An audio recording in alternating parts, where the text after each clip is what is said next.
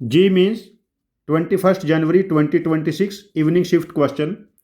If system of equations 3x plus y plus 4z equal to 3, 2x plus alpha y minus z equal to minus 3, x plus 2y plus z equal to 4 has no solution, then what is value of alpha?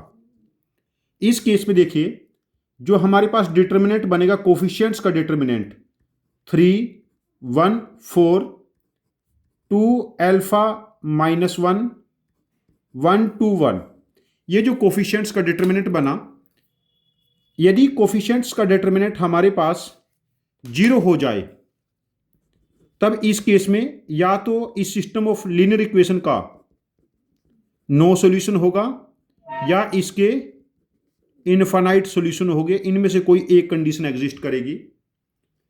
और यदि ये determinant हमारे पास non zero है, ये non singular matrix है, उस case में इसका यूनिक सॉल्यूशन होगा। यदि ये डिटर्मिनेंट अब हमें जीरो करना है, अब डिटर्मिनेंट की वैल्यू निकाल लेते हैं। 3 time alpha plus 2, 3 time alpha plus 2 minus 1 के साथ 2 माइनस माइनस 1 एंड प्लस 4 के साथ 4 माइनस एल्फा इक्वल टू 0। ये वैल्यू बनेगी यहां से 3 alpha plus 6 minus 3, this value is plus 3 minus 3 plus 16 minus 4 alpha equal to 0, 3 alpha and minus 4 alpha, it becomes minus alpha. 16 plus 6 22 में से 3 subtract करेंगे plus 19 equal to 0, तो alpha की value यहां पर बन जाएगी 19। अल्फा की वैल्यू यहां पर बन जाएगी 19। यदि इस क्वेश्चन में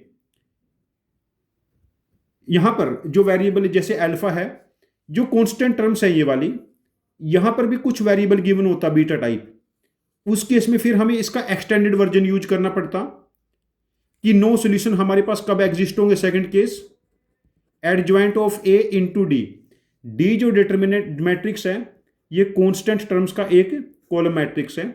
यदि ये वैल्यू हमारे पास नॉन जीरो है, उस केस में इसके नो सॉल्यूशन होंगे, और यदि ये वैल्यू जीरो हो जाती तब इसके इन्फिनाइट सॉल्यूशन होते। ये कब हमें यूज करना पड़ता? जब इस तरफ भी हमारे पास कोई दूसरा वेरिएबल इंसर्ट किया होता, या फिर यहां कहीं पर, जैसे यहां पर बीटा लगा दिया, यहां पर बीटा कहीं भी एक जगह और बीटा लगा देते, तब हमें ये कंडीशन भी यूज करनी पड़ती। और ये क्वेश्चन जनरली जे एडवांस का है, और यदि एक ही वेरिएबल है तब एक जे मेंस का क्वेश्चन है। तो इस क्वेश्चन का आंसर हम मार्क करेंगे 1, आंसर ऑप्शन 1, दैट इज 19। ये क्वेश्चन काफी आसान है, स्कोरेबल क्वेश्चन है। आप लोग इस टाइप के क्वेश्चंस की प्रैक्टिस कर लीजिए जहां पर दो वेरिएबल हैं, अल्फा एंड बीटा भी हो। Thank you very much for joining with us, happy learning with us.